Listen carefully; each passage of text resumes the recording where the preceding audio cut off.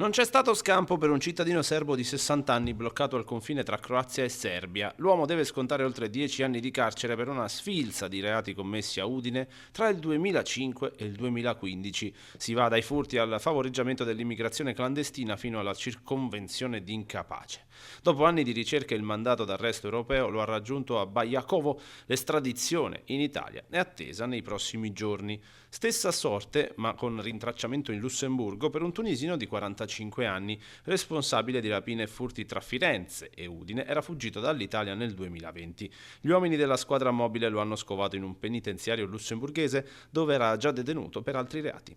Anche per lui una condanna a oltre 7 anni lo aspetta nelle carceri italiane. Ma l'attività della procura e della mobile di Udine non si ferma ai confini nazionali. In città è tornato in cella un italiano di 43 anni. L'uomo, che era in prova, ha violato ripetutamente le prescrizioni. Deve scontare 9 anni di reclusione per reati gravissimi, tra cui tentato omicidio e rapina aggravata. Il bilancio della settimana si chiude con altri 4 arresti domiciliari per spaccio e furti. Un segnale chiaro: la cooperazione internazionale e il controllo del territorio in stretta sinergia non vogliono lasciare zone d'ombra.